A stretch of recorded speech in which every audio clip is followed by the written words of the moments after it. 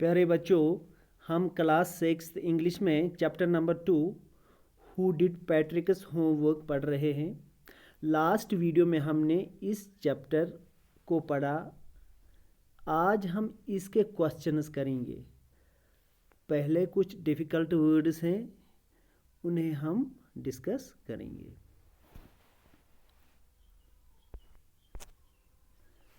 क्या difficult word है? पहला है निंटेंडो। ये आपको चैप्टर रीडिंग जब हमने की उसमें भी मैंने आपको ये बताया है, इनके मीनिंग आपको बताए हैं। आज भी हम थोड़ा इनके बारे में जानेंगे कि निंटेंडो किसे कहते हैं। निंटेंडो एक वीडियो गेम होती है।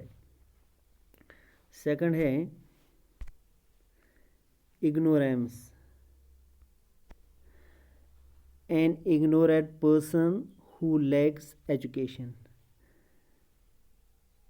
यानी अनएजुकेटेड, जिससे पढ़ना लिखना ना आता हो, अनपढ़ भी इसे हम कहेंगे। इसके बाद ब्रीचेस और short trousers. The writer here spells it for fun to rhyme with the word which. Breech means short trousers. इसके बाद फोर्थ है dish cloth. A cloth used for washing dishes, एक कपड़ा जिससे बर्तन वगैरह धोए जाते हैं। इसके बाद hamper, a basket with a lid, ढक्कन वाली टोकरी, टोकरी जिसके ऊपर ढक्कन हो, कवर हो। Grimaced scowled, face forehead showed disgust, anger and disapproval. Grimace means facial expression, चेहरे की बनावट। चेहरे से, किसी के चेहरे से ही लगता है कि उसके अंदर क्या है। अगर मतलब उसका मुस्कुराता चेहरा है तो लगता है ये इस वक्त खुशी फील कर रहा है। किसी के अंदर गम हो तो उसका फेशियल एक्सप्रेशन भी वैसा ही होता है। इसे ग्रिमेस्ट कहते हैं। इसके बाद glitch A fault in A machine that prevents it from working properly, mall function, जिसे हम डिफंग कहते हैं। खराबी, ग्लिच, किसी मशीन में कोई खराबी होती है उसे ग्लिच कहते हैं। Shriek, to give a short high pitched cry, means चीखना, चिल्लाना। Nag, one who troubles someone all the time by complaining और asking them to do something, यानी किसी को हमेशा तंग करना, सताना, इरिटेट करना, इसे नए कहते हैं। इसके बाद है drag, something dull and uninteresting, means boring, uninteresting, इसको घसीटना भी कहेंगे। ब्लरी, डिम, जिसे धुंधला हम कहते हैं। स्लाइली, सिक्रेटिवली, खुफिया तौर पे। Chores, work that must be done every day, often boring. Chores किससे कहते हैं? रोज़मर्रा के काम जो हमें ज़रूरी करने होते हैं, अगरचे हमारा इंटरेस्ट उनमें न हो। रोज़मर्रा के काम, आप इसे याद रखना।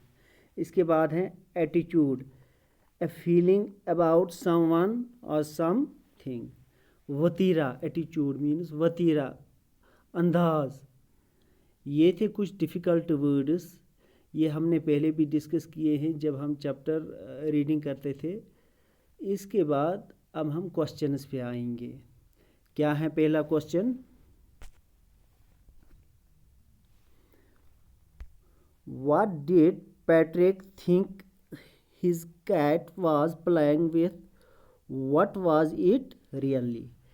पहला क्वेश्चन क्या है? पहला क्वेश्चन ये है कि पैट्रिक ने क्या सोचा कि उसकी बिल्ली किसके साथ खेल रही थी? असल में वो क्या था?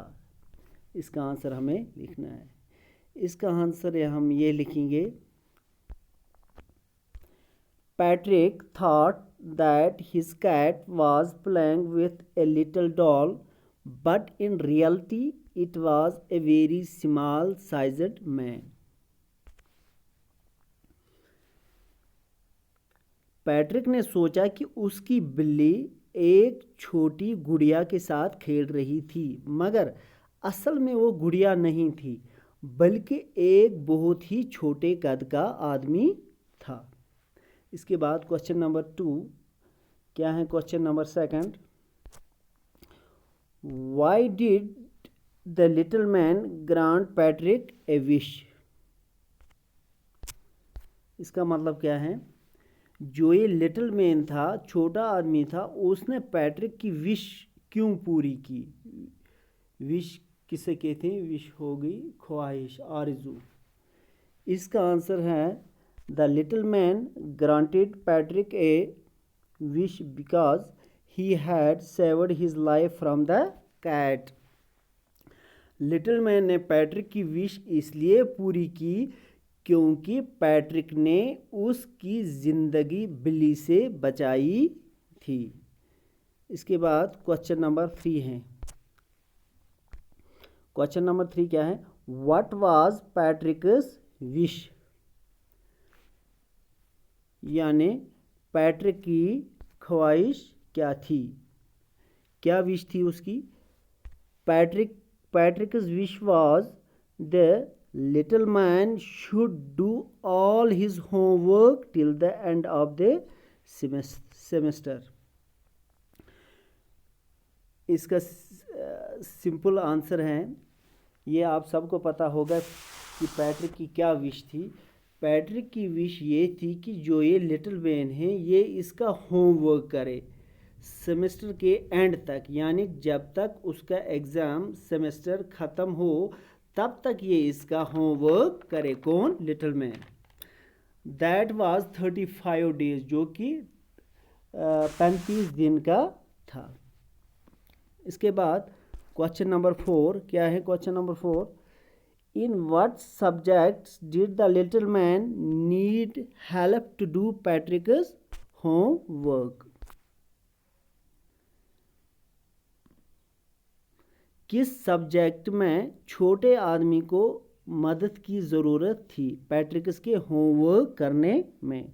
इसका आंसर हम ये लिखेंगे, the little man needed Patrick's help in math, English and history. Little man को, छोटे आदमी को पैट्रिक की हेल्प मैथ, इंग्लिश और हिस्ट्री में चाहिए थी, जिनके बारे में वो कहता था कि मुझे कुछ नहीं मालूम है। इसके बाद क्वेश्चन नंबर 5 पे हम आएंगे। क्वेश्चन नंबर 5 क्या है? How did Patrick help him? यानी पैट्रिक ने लिटिल मैन की कैसे हेल्प की, कैसे मदद की? इसका आंसर आप लिखोगे, Patrick sat beside the little man and guided him, brought books from library and read out to him.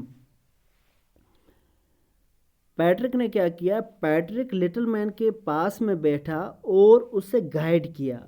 उसने लाइब्रेरी से किताबें लाई और उन किताबों को लिटिल मैन के लिए पढ़ता गया। क्यों? अपना होमवर्क कराने के लिए।